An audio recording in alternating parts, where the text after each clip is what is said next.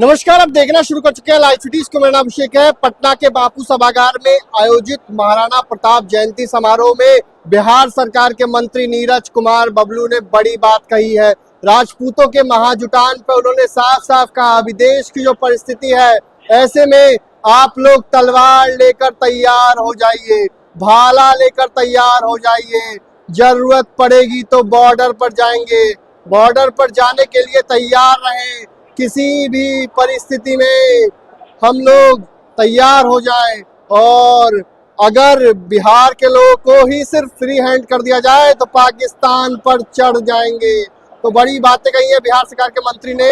नीरज कुमार बबलू है, बिहार सरकार के मंत्री हैं, उनके द्वारा यह कार्यक्रम आयोजित किया गया था पटना में। और क्या कुछ कह रहे हैं, मंच से खूब गरज रहे हैं राजपूतों के सामने, पहले आप वो सुनिए। बिल्कुल सबको तैयार रहना चाहिए, ये हिंदुस्तान है, यहाँ के एक एक लोग फौजी है, जरूरत पड़ने पर सब लोग हम लोग बॉर्डर पर जाने तैयार हैं। और हमें जान का परवाह नहीं, हमें देश का परवाह है। अगर देश पर आंच आएगा तो ये पूरा का पूरा नस्तो नाबूद हो जाएगा पाकिस्तान। आपने ये भी कहा है कि राजपूत सबसे आगे लड़ाई में रहता है। बिल्कुल, पहले से भी रहा, अभी भी रहेगा।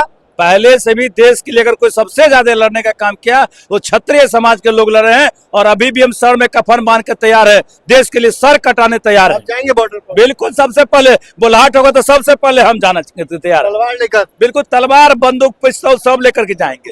में सूरवीर लगता है और राष्ट्र के हमारे गौरव के प्रति, हमारे शौर्य के प्रति महाराणा प्रताप की आज जयंती है।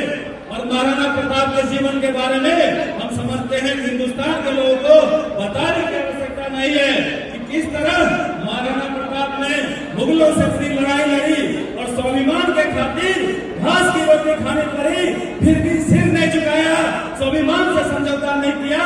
ऐसे हमारे महाराणा प्रताप थे। और महाराणा प्रताप का जो अपना राजपाट था, जिस तरह से वो राज्य को, देश को चलाते थे, उसमें सभी समाज के लोगों का संरक्षण करने का काम करते थे, देश के सभी वर्ग के लोगों का संरक्षण देने का काम करते थे। कई ऐसे उदाहरण है उनके जीवन में, कई ऐसी घटनाएं घटी है उनके जीवन में जो हम समझते हैं, बताना शुरू करेंगे तो दिन बीत जाएगा। लेकिन एक दो उदाहरण हम आपको बताना चाहते हैं कि जब वो संघर्ष कर रहे थे उनके जीवन में उनके साथी के रूप में एक झाला सरदार था।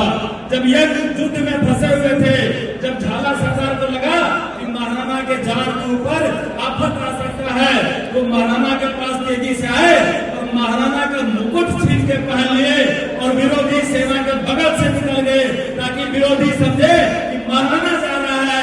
अपनी जान का परवाह किए झाला सरदार ने अपना जान न्यौछावर कर दिया महाराणा को बचाने के लिए। ऐसा प्रेम उनके हर वर्ग के लोगों से, ऐसा प्रेम महाराणा का था। महाराणा का आदमी तो छोड़ दीजिए, जानवरों से ऐसा प्रेम था, खास करके जो उनका घोड़ा था, जो उनका चेतक था, उनसे इस तरह का प्रेम था। जब युद्ध में फंसे हुए थे महाराणा, लगा कि पहाड़ी नाला अगर नहीं कूद पाते हैं तो महाराणा फंस सकते थे, और चेतक इस चीज को भाग गया और एक इशारे पे चेतक ने बगैर जान का परवाह किया नाला कूद गया और महाराणा को बचाने का काम किया। ये लगाव चेतक का महाराणा से था।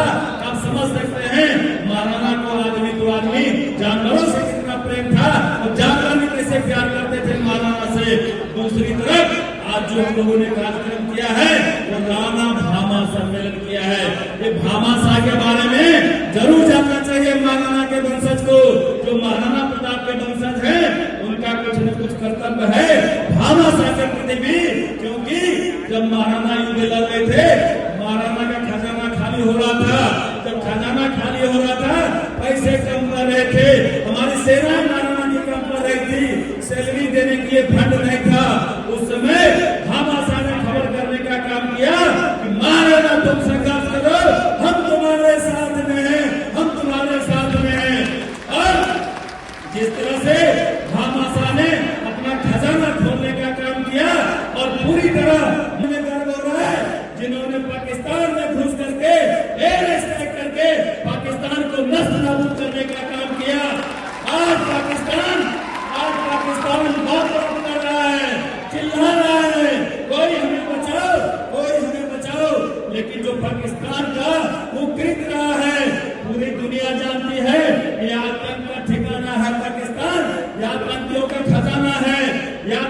को पालने वाले हैं तो कोई आपसे संरक्षण देने वाला नहीं मिल रहा है। आने वाले समय में कोई पाकिस्तान को पानी देने वाला नहीं मिलेगा। ये हम तो आपको कहने आए हैं साथियों।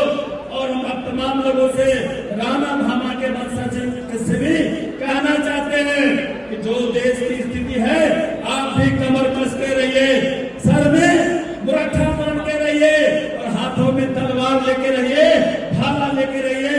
कभी भी कोई ऐसी परिस्थिति आ सकती है, हमें भी बॉर्डर जाना पड़ेगा, तो हम सब बॉर्डर करने तैयार हैं। क्या तैयार हैं? बॉर्डर जाएंगे, तमाम लोग बॉर्डर के लिए तैयार रहिए। और हमको तो ये लगता है, हमें तो ये लगता है कि छोटा सा पाकिस्तान है, इसे तो सिर्फ बिहार के लोगों को फ्री कर दिया जाए तो बिहारी चल जाएगा पाकिस्तान में, हमें यही लगता है। इसलिए साथियों, मनोबल को ऊंचा करते रहिए, संगठित रहिए। साथियों, मैं आपको और जानकारी दे देना चाहता हूँ कि आदरणीय हमारे राजनाथ सिंह जी भी वीडियो कॉन्फ्रेंसिंग से हमें सवाल करने वाले थे, लेकिन जो देश का माहौल है आप समझ सकते हैं, उन्होंने अपना प्रणाम भेजा है और उन्होंने आपका अभिनंदन किया है और बोला है कि आप संगठित रहें, इसी तरह जुड़ते रहें। अगली बार मौका मिलेगा वो जरूर आएंगे। अभी माननीय प्रधानमंत्री जी के साथ में लगातार बैठक में है और आदरणीय गजेंद्र सिंह शेखावत जी वो भी हमारे अतिथि के रूप में आने वाले थे, जो भारत सरकार के मंत्री हैं और राजस्थान की धरती से आने वाले थे। लेकिन दुर्भाग्य ये कुछ घटनाएं उनके क्षेत्र में घटी हुई है, इसलिए वो अपने क्षेत्र में गए हुए हैं। उन्होंने भी आपको अपना प्रणाम भेजा है, आपका अभिनंदन किया है और मंच पर हम अपने तमाम नेता। तो आपने सुना कि क्या कुछ कहा है। जिस तरीके से जो इंडिया और पाकिस्तान के बीच पाकिस्तान हमला करने की कोशिश कर रहा है, ऐसे में भारतीय सेना उसका मुंह तोड़ जवाब दे रही है। मंच से बिहार सरकार के मंत्री ने कई बड़े ऐलान किए हैं और साफ साफ कह दिया है कि तैयार हो जाइए, कड़ा जवाब देंगे। पाकिस्तान में घुसकर बिहार वाले चढ़ाई कर देंगे, छोड़ेंगे नहीं किसी को। तो बड़ी बातें कही है बिहार सरकार के मंत्री ने। आपने सुना है किस तरीके से खूब उत्साह में है और साफ साफ कह दिया। तो मैं देखिए लाइव वीडियोस के साथ हमारे यूट्यूब चैनल को सब्सक्राइब करिए, फेसबुक पेज को लाइक करिए। धन्यवाद।